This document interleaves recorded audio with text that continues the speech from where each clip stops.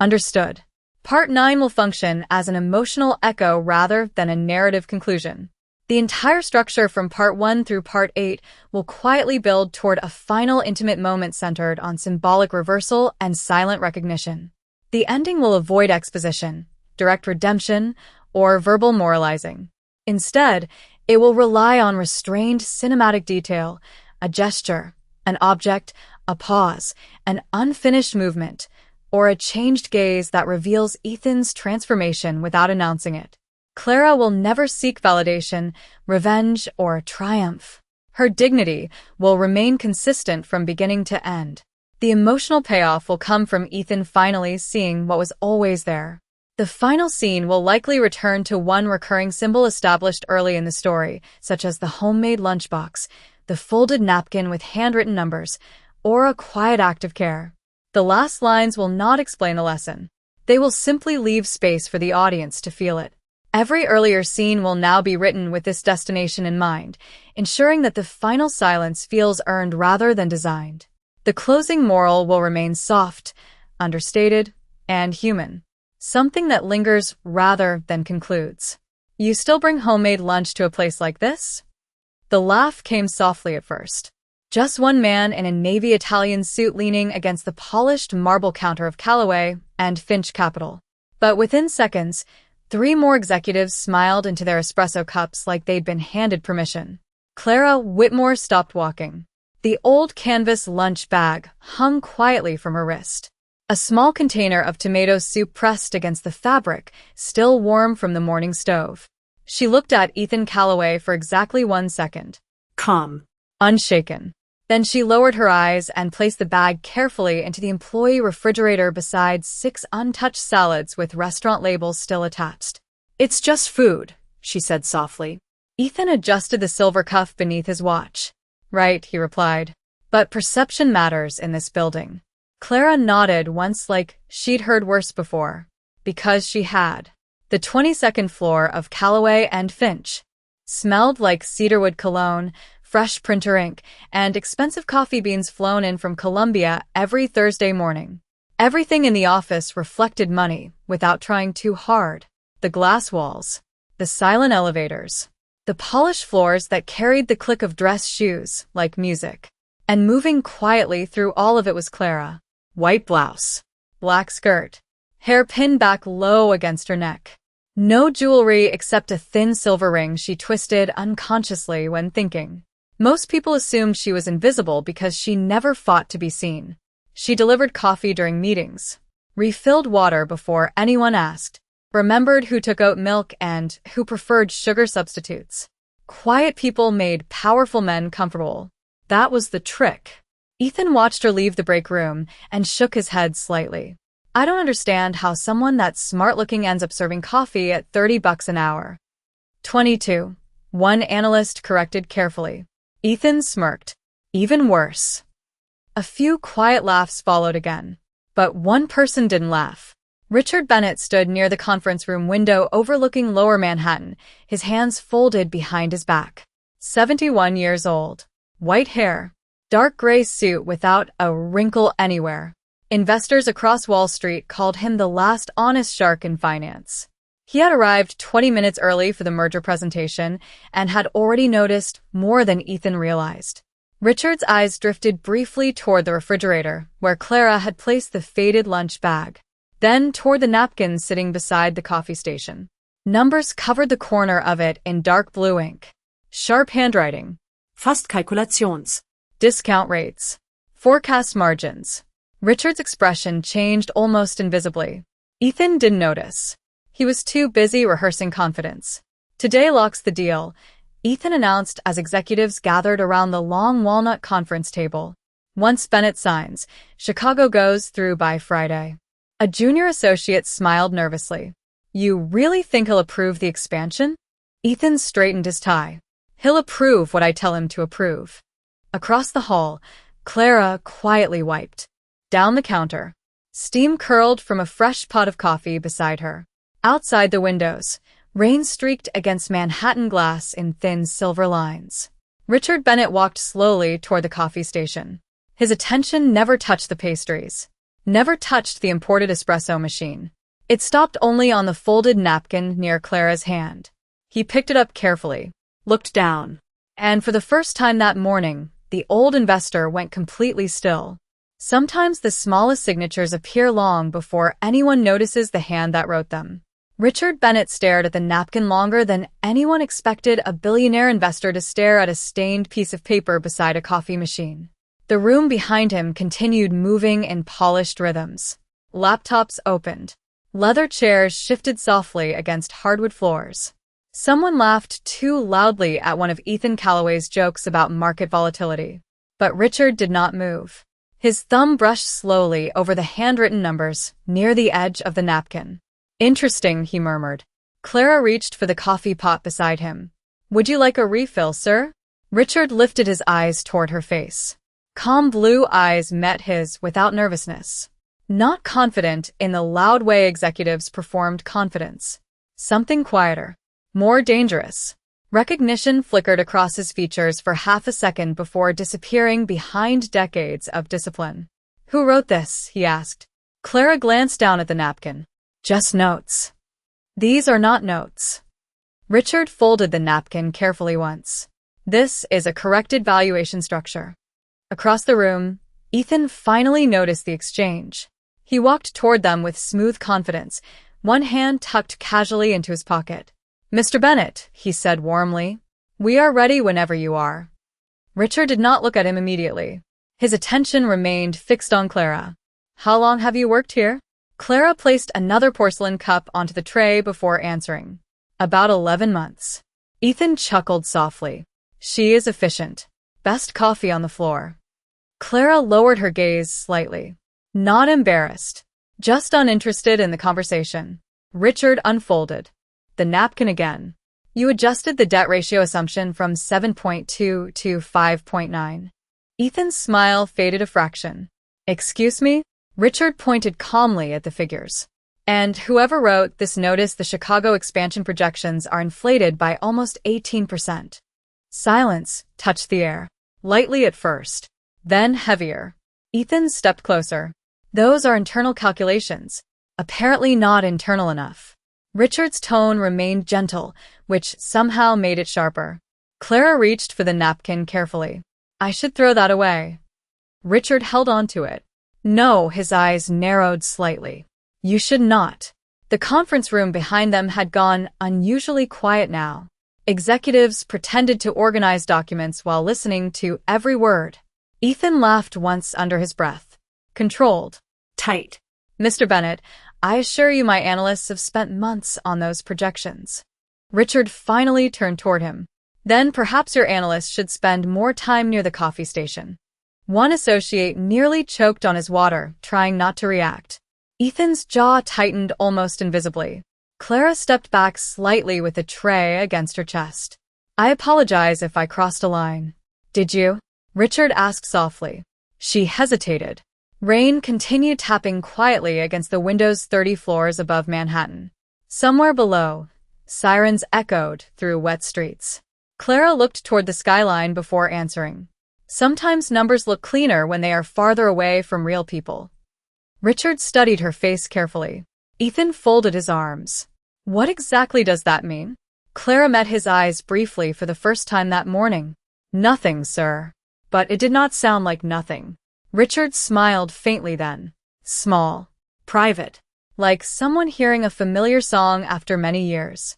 "You know," he said slowly, "I once had an analyst who talked exactly like that." Clara looked away immediately and lifted the coffee tray again. "Your meeting room is ready." Then she walked quietly down the hallway while every executive in the building suddenly watched her differently. Ethan stared after her for several seconds before turning back toward Richard Bennett. The old investor still held the napkin carefully in one hand like it was worth more than the contracts, waiting inside the boardroom. The boardroom lights dimmed softly as the presentation screen flickered alive across the far wall. Manhattan rain painted moving shadows over the glass windows while executives straightened ties and opened leather portfolios with quiet confidence. Ethan Callaway stood at the head of the walnut table like a man already hearing applause before speaking. "Gentlemen," he began smoothly, Chicago will not just expand our portfolio. It will redefine regional acquisition strategy for the next decade. Heads nodded around the room. Pens moved. Expensive watches caught the glow from the projector light. Richard Bennett remained silent near the center of the table, the folded napkin still resting beside his untouched coffee cup. Ethan noticed it twice. The second time irritated him. Clara moved quietly along the back wall, refilling water glasses without interrupting anyone.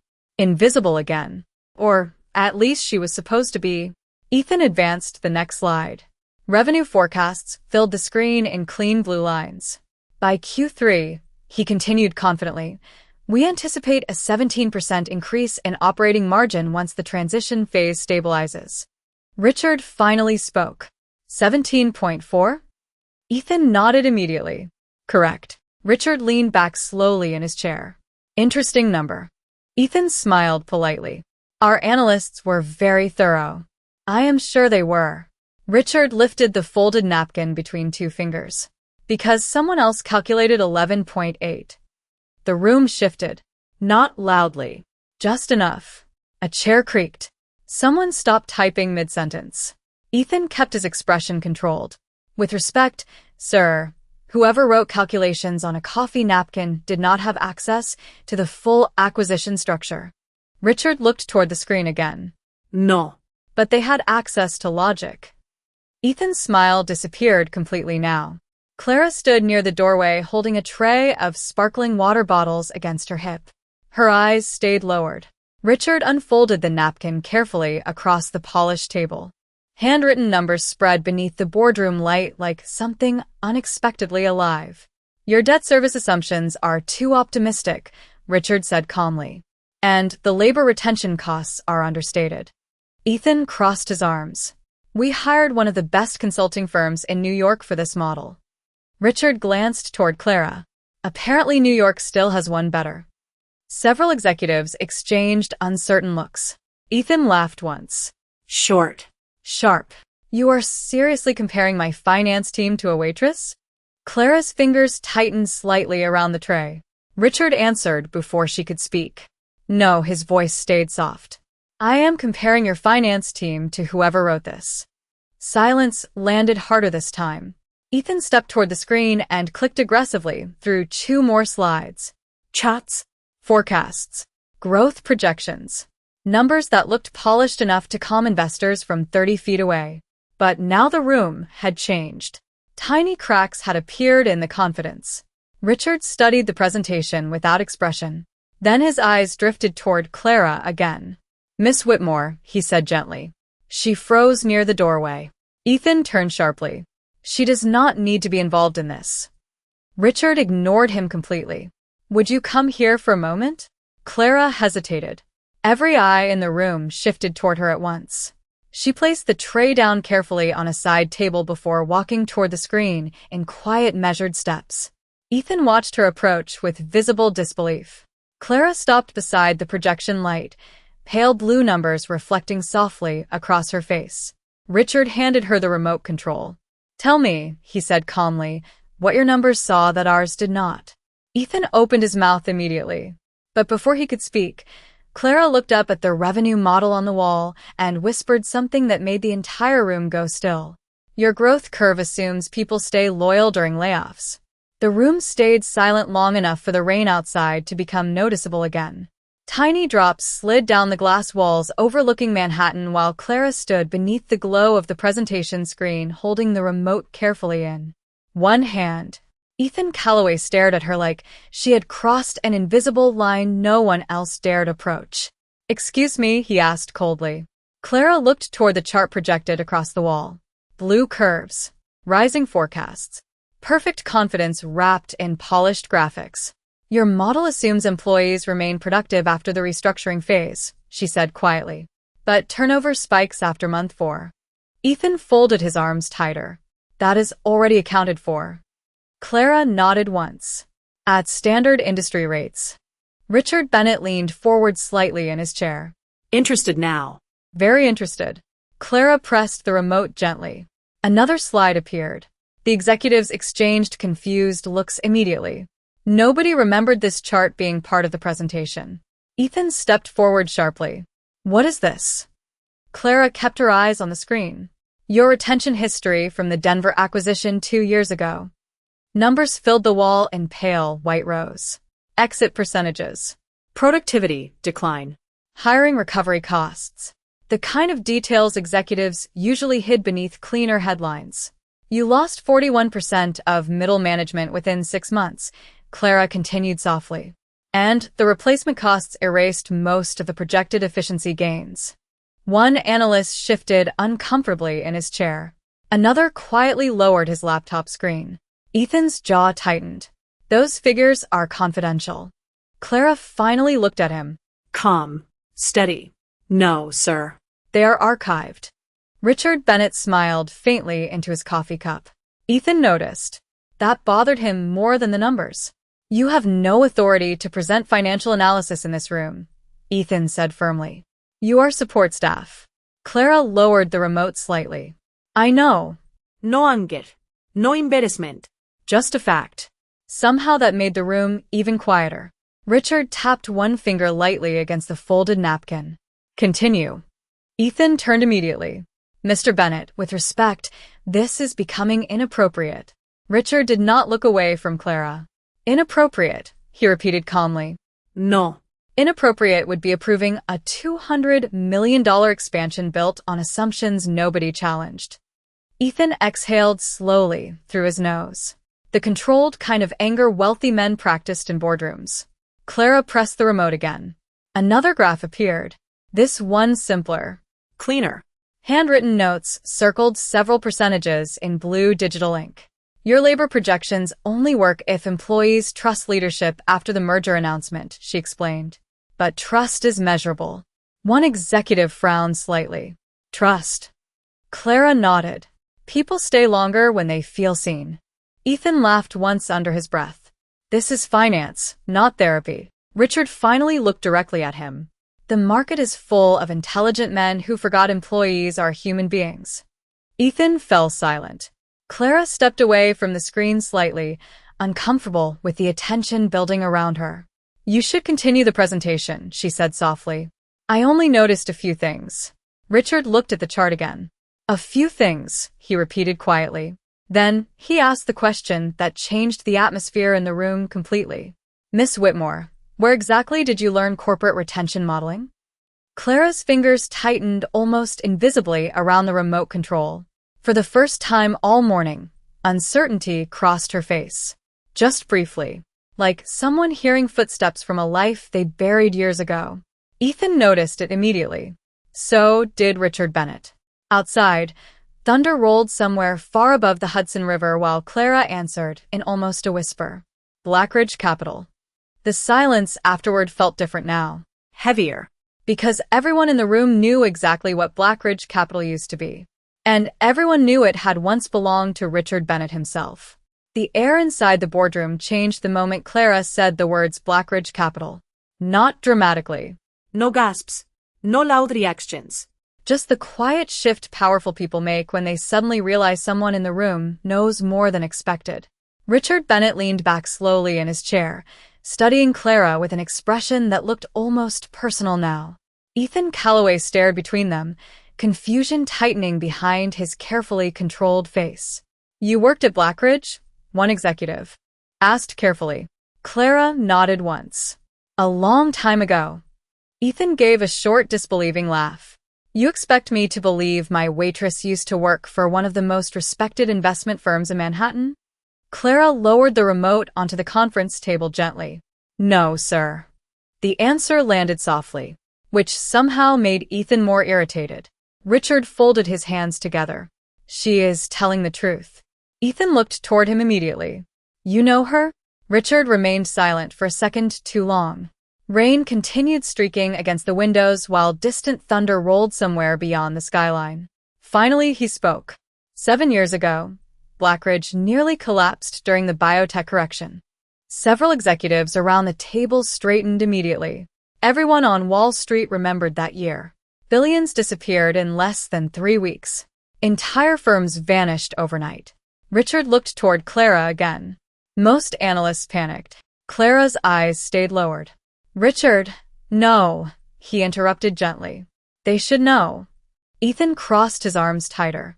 Richard continued quietly. One junior analyst stayed in the office for 36 straight hours rebuilding risk exposure models by hand after our systems failed. Silence spread across the room. Clara looked uncomfortable now. Not proud. Just tired of the memory. She found an error nobody else saw, Richard said. A hidden chain reaction inside our acquisition structure that would have destroyed the firm within 6 months. One of Ethan's associates blinked slowly. How old were you? Clara hesitated. 20. Ethan stared at her. Really stared now. As if trying to match the woman carrying coffee trays with the person Richard Bennett was describing. It did not fit comfortably together. If that is true, Ethan said carefully, why are you working here? Clara looked toward the rain outside instead of answering immediately. Her reflection floated faintly across the dark glass. My mother got sick. Simple words. No performance. No self-pity. Richard's expression softened slightly. Stage 4 lymphoma, he said quietly for the room. Ethan's eyes shifted back toward him again. You knew. Richard nodded once. She resigned 2 weeks after saving Blackridge. Clara finally looked up. I did not save anything alone. Richard almost smiled. You saved enough. The room fell silent again. One executive slowly closed his laptop. Another removed his glasses and leaned back in thought. Suddenly nobody seemed interested in the presentation slides anymore. Ethan glanced toward the screen full of polished forecasts and million-dollar assumptions. Then back toward Clara standing quietly beside the conference table in a plain white blouse with rainlight touching the edges of her hair. The contrast unsettled him more than he wanted to admit. If you were that talented, Ethan asked slowly, why did nobody hire you again? Clara's fingers brushed lightly against the silver ring on her hand. Because hospitals do not wait for market recoveries. No one spoke after that. Even Ethan had no immediate response. Richard reached for the folded napkin once more and smoothed it carefully against the table like it belonged there beside billion-dollar contracts and executive reports. Then he looked directly at Ethan Calloway and asked the question that quietly shattered the balance of the room. Do you know how rare it is to meet someone who still understands numbers after life teaches them what people cost? No one reached for their coffee anymore. The room had drifted far away from quarterly projections and polished investor language. Even the presentation screen seemed forgotten now, glowing quietly behind Clara, like a world she had already walked away from once before. Ethan Calloway loosened his jaw slowly, though tension still sat sharp beneath his expression. He was not accustomed to losing control of a room inside his own company, especially not to someone wearing a cafeteria badge. You are telling me, Ethan said carefully, that one of the most gifted analysts Richard Bennett ever hired has been serving coffee in my office for almost a year? Clara answered before Richard could. I applied for an operations position. Ethan looked at her. What? Last spring, she said quietly. Your hiring department rejected the application after the second interview. One of the executives near the far end of the table shifted uncomfortably. Ethan frowned. That makes no sense. Clara gave a faint, almost invisible smile. I did not have recent corporate references. Richard Bennett looked directly at Ethan. Do you know what modern hiring systems do with people who disappear from finance for family illness? Ethan remained silent. Richard answered his own question softly. They erase them. Clara moved toward the side table and picked up the untouched tray of sparkling water again.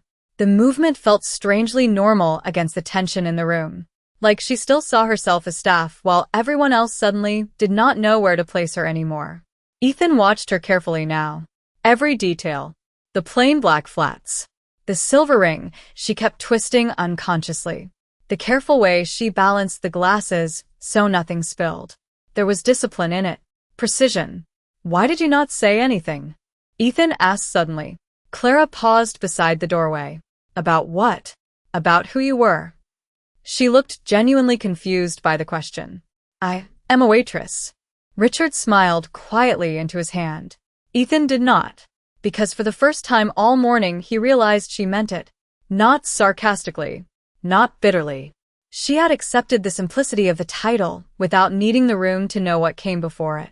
That unsettled him more than arrogance ever could. One of the younger associates finally spoke.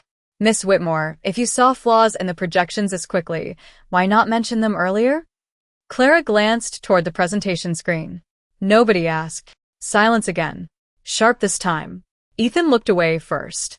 Outside, the rain had softened into thin silver streaks, sliding down the windows. The city below moved in tiny distant patterns of yellow taxis and umbrellas drifting through intersections. Richard slowly stood from his chair. Every executive in the room straightened automatically. I have spent 40 years around intelligent people, he said calmly. Most of them made sure everyone knew it within 5 minutes.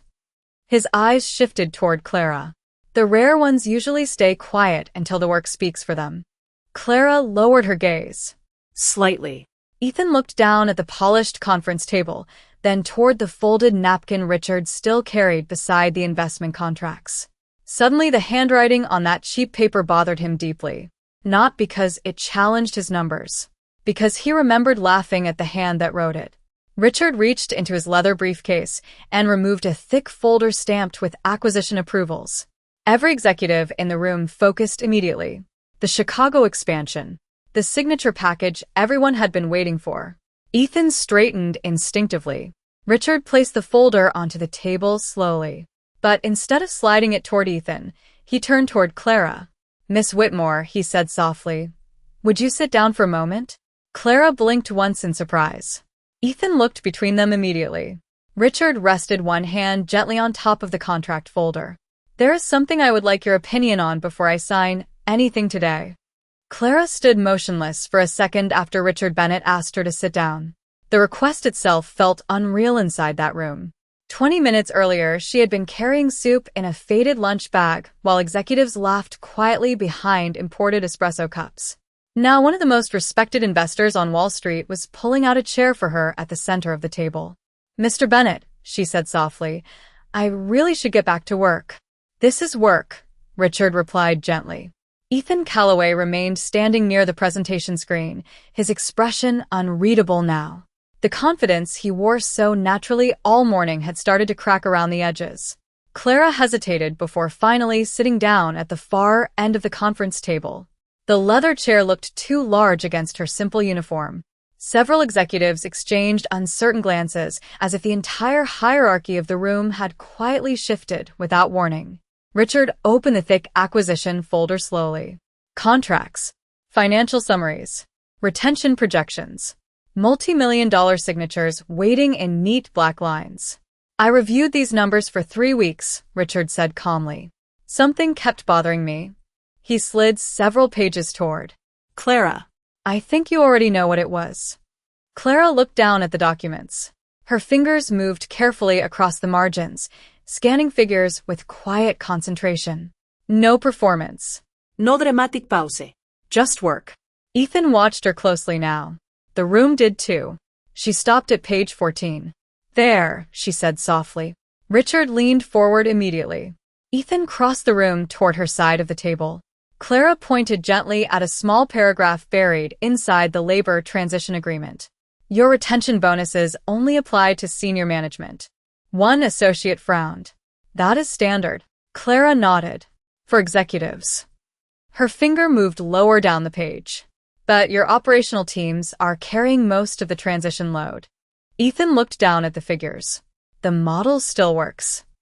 Clara shook her head lightly. Not long term. She glanced up toward Richard. People do not stay loyal when they feel replaceable.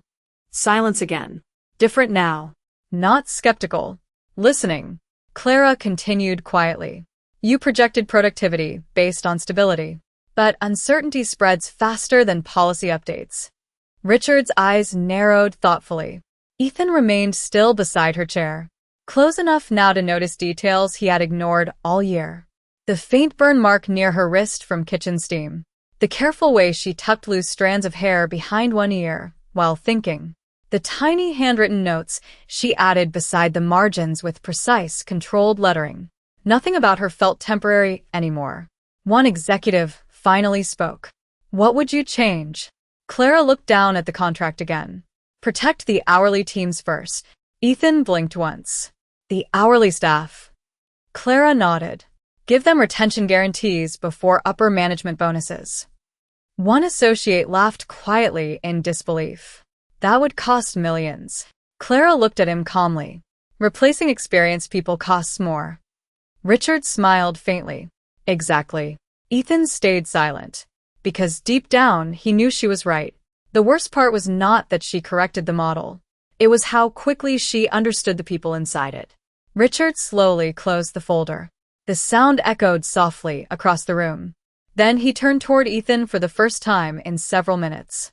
Do you know what your biggest problem is? Ethan straightened slightly. Richard answered before he could speak. You build a company that understands profit faster than people. Nobody moved. Clara quietly capped the blue pen in her hand and slid the folder back across the table. The merger can still work, she said softly. But not if everyone feels like a number before the first day even begins. Richard looked at her for a long moment. Then he reached into his jacket pocket and removed a silver fountain pen. Slowly, deliberately, he placed it beside the contract folder in front of Clara instead of Ethan. The room went completely still. The silver fountain pen rested beside Clara's hand like something far heavier than metal. Nobody in the room spoke. The rain outside had almost stopped now, leaving pale streaks across the glass towers of lower Manhattan while the city slowly brightened beneath the clouds. Ethan Calloway stared at the pen first, then at Richard Bennett. What exactly are you asking? His voice remained calm, but the strain underneath it was impossible to miss now. Richard folded his hands together. I am asking for her signature before I approve this acquisition. The words landed softly. Quiet things usually did the most damage in rooms like this. One executive blinked in disbelief. Another looked down immediately, pretending to review paperwork that no longer mattered. Ethan gave a short, disbelieving laugh. She does not even work in finance anymore. Clara looked equally uncomfortable. Mr. Bennett, that is not necessary. Richard turned toward her gently. Actually, it is. He tapped the folder once. Because the only honest risk assessment I have heard all morning came from you. Ethan walked slowly toward the window, jaw tight beneath the reflection of the skyline. His own investors, his own boardroom, and somehow the room no longer belonged to him the way it had 1 hour earlier. Clara looked down at the contract pages again. I cannot sign this. Richard tilted his head slightly. Why? Because this is his company. Ethan glanced back toward her immediately. Something in her answer hit harder than accusation would have. She still respected the room even after the room had not respected her. Richard watched Ethan carefully now, measuring him the same way he once measured market collapses and billion-dollar recoveries. Then perhaps, Richard said quietly, the better question is whether he is listening. Silence spread again. Ethan looked at Clara for a long moment. Really looked. The simple white blouse. The cafeteria badge clipped near her waist. The same woman he mocked for carrying homemade soup into the office that morning. And somehow every expensive thing around him suddenly felt strangely small. Clara slowly pushed the silver pen back across the table toward Richard. You should not delay the merger because of me. Richard smiled faintly. This merger was delayed because nobody else in this room noticed what you did. Ethan lowered his eyes briefly. The movement was small, but several executives noticed it immediately. Powerful men rarely looked away first. Clara gathered the scattered pages carefully into one neat stack. Precise movements. Calm hands. The same hands that once rebuilt risk models overnight while executives panicked above her pay grade. If you protect the operational staff, she said softly, the transition succeeds. Richard nodded once. And if we do not? Clara looked toward the rain-washed skyline beyond the windows. Then people leave quietly long before the numbers notice. The room stayed still after that, because everyone understood she was no longer talking only about the merger. Ethan walked back toward the table slowly. No sharp confidence anymore. No polished performance. Just a man standing inside the uncomfortable weight of being wrong. He looked down at the faded napkin beside Richard's folder. The blue handwriting. The careful numbers. The intelligence he laughed at before breakfast. Then his eyes drifted toward the employee refrigerator near the coffee station outside the glass walls. Clara's old canvas lunch bag still sat quietly on the top shelf where she left it hours earlier. Small. Plain. Forgettable to anyone not paying attention. Ethan stared at it for several silent seconds before finally speaking. "Add the retention protections," he said quietly. One executive looked stunned. "For all hourly staff." Ethan nodded once without looking away from the lunch bag. "All of them." Richard Bennett smiled almost invisibly then. Not because the deal was saved. Because for the first time that day, Ethan Calloway had finally understood what Clara Whitmore saw the moment she walked into the room. The meeting ended without applause. No dramatic speeches. No victory smiles for the cameras waiting downstairs. Just the quiet rustle of contracts closing and leather chairs sliding back across polished floors while Manhattan slowly emerged from the rain outside. One by one, the executives left the boardroom speaking softer than before. Several nodded politely to Clara as they passed her. A few even thanked her. She answered each one the same way. Small smile. Gentle nod. Nothing more. Richard Bennett paused near the doorway, with his coat folded over one arm. "You were right about the retention clauses," he said quietly.